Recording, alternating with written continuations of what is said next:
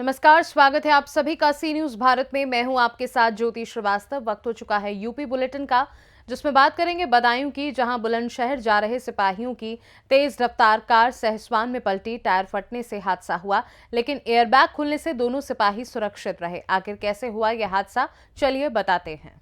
बदायूं में घर जा रहे सिपाही की तेज रफ्तार कार पलटी मारते हुए डिवाइडर पर चढ़ी। कार का अगला टायर फटने की वजह से हादसा हुआ। अनियंत्रित कार को देखते ही चिल्लाने लगे लोग। बदायूं से बुलंदशहर जा रहे थे कार सवार दोनों सिपाही।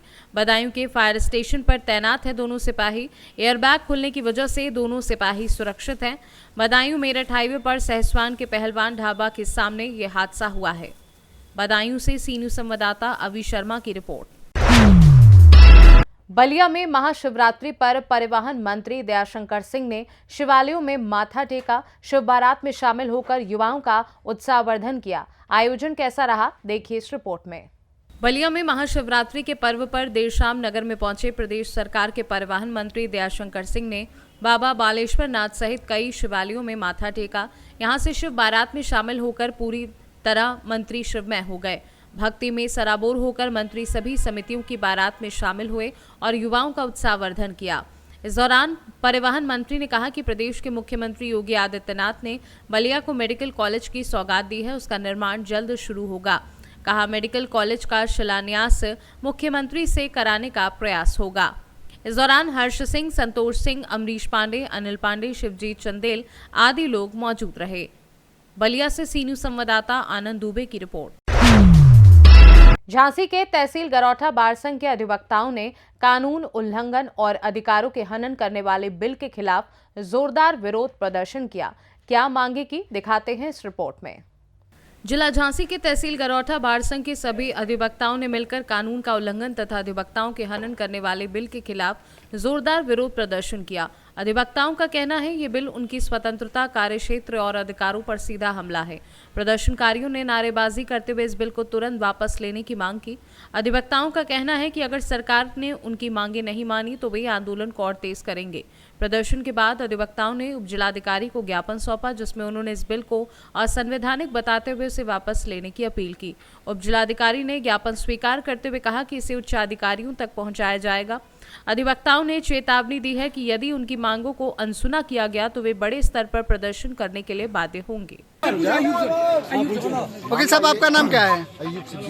ये किसके विरोध में रैली निकाली गई है? भारत सरकार द्वारा जो अधिवक्ता संशोधन बिल लाया गया है, उस अधिवक्ता संशोधन का ड्राफ्ट तैयार किया गया है। अभी वो कन्फर्म हुआ है, वो ड्राफ्ट देखने के लिए दिया गया। उस पर बार काउंसिल की जो ऑब्जेक्शन है कि इसमें जो नियम बनाए हैं वो नियम इस प्रकार के हैं कि अधिवक्ता के गले से टाई हटा के एक पट्टा डालने का प्रयास किया जा रहा है। अच्छा। ताकि अधिवक्ता जो है सरकार के पीछे पीछे घूमता रहे गुलाम बन के।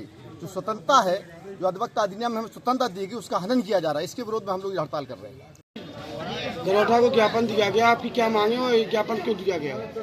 हम लोगों ने की ये मांगे हैं कि अधिवक्ता अधिनियम जो है उसमें अधिवक्ता को स्वतंत्रता दी गई है। तो सरकार उस अधिवक्ता की स्वतंत्रता दी गई है, कानून को उससे वंचित करके वकीलों को पंगु बनाना चाह रहा है, वकीलों को अपने अधीनस्थ करना चाह रही है सरकार।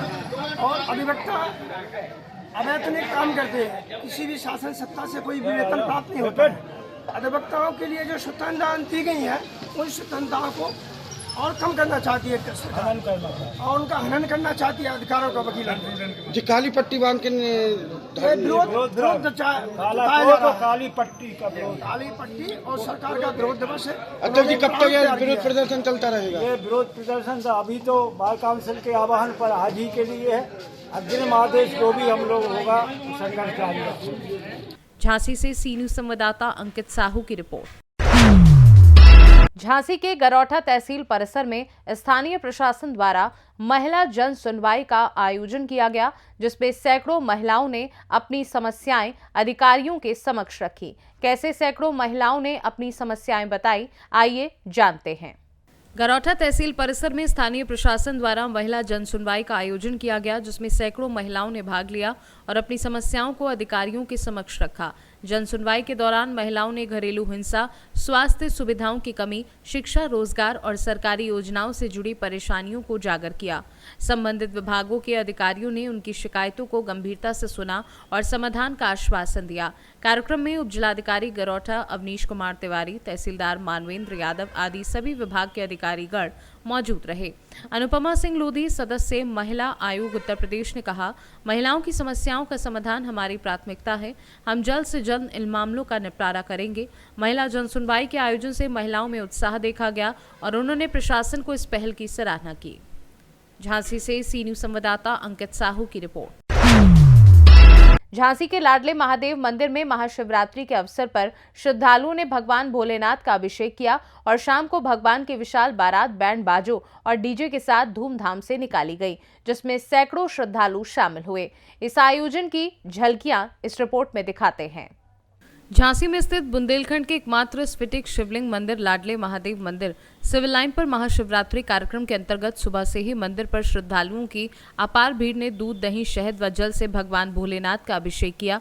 शाम को भगवान भोलेनाथ की विशाल बारात धूमधाम से लाडले महादेव मंदिर से प्रारंभ होकर इलाइट चौराहा से मनु बिहार कॉलोनी होते हुए बैंड बाजों एवं डीजे के साथ निकाली गई।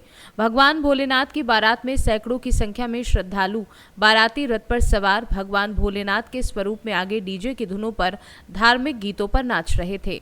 भगवान की बारात के भ्रमण के दौरान सामाजिक संगठनों द्वारा जगह जगह मिठाई, फल एवं ठंडाई से बारातियों का स्वागत किया गया। भगवान भोलेनाथ की बारात में बच्चों के रूप में भूत प्रेत एवं देवी देवताओं के स्वरूप आकर्षण का केंद्र रहे।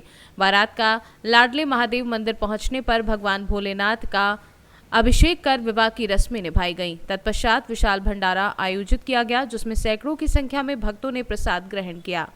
किस प्रकार के आयोजन चल रहे थे? ये जो है शिव विवाह है लाडले महादेव का, जो कल हल्दी मेहंदी थी, आज बारात है, उसके उपरांत टीका और जो है जागरण, रात्रि जागरण। कितने दिन तक ये कार्यक्रम चलेगा? कल तक चलेगा। कल जो है मोहदकाई रस्म है और जो है कल समापन। क्या संदेश देना चाहते हैं इस कार्यक्रम के माध्यम से? इस कार्यक्रम के माध्यम से सनातन को आगे बढ़ाना है और शिव विवाह और सब जो सनातन पद्धति है वो आगे चलती रहे और सबको इसके बारे में जानकारी। विकास राय, लाडले महादेव मंदिर है हमारा, उसके हम सह सचिव हैं। आज कहाँ पे से शोभा यात्रा निकली है और क्या पूरा शिवरात्रि पर पूरा हमारा हर वर्ष की बात ही इस वर्ष भी शिवरात्रि के अवसर पर शोभा यात्रा निकाली गई है। हमारा लाडले महादेव मंदिर स्फटिक शिव मंदिर बुंदेलखंड की धरती पे एक ही है स्फटिक का मंदिर।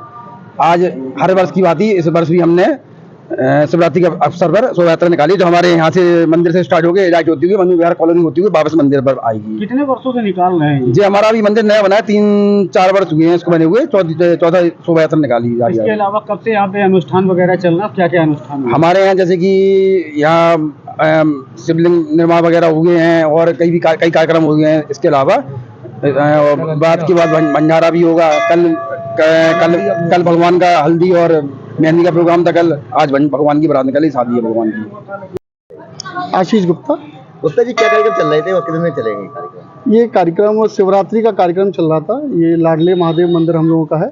इस प्रतीक का एक सिंगल मंदिर यहाँ बुंदेलखंड में हम लोगों का ये है। तो कल हम लोगों का हल्दी मेहंदी का कार्यक्रम महादेव जी का हुआ। आज शिव बारात लेके हम लोग जा रहे हैं और हम लोग यहाँ पे वापस लौटेंगे। उसके बाद हम लोग का भंडारा होगा। बारात में कौन कौन स्वरूप साथ में चल रहे हैं? बारात में भूत प्रसाद सारे हैं, शिव पार्वती हैं, गणेश जी हैं, सारे स्वरूप भगवान के शिव परिवार हम लोग लेके चलेंगे। लगभग कितने लोग शामिल हो रहे हैं? लगभग इस बारात में 300 से 400 लोग शामिल हो। ब्यूरो रिपोर्ट, सी न्यूज भारत। फिलहाल के लिए यूपी बुलेटिन में बस इतना ही। देश दुनिया की बाकी खबरों को जानने के लिए आप देखते रहिए सी न्यूज भारत।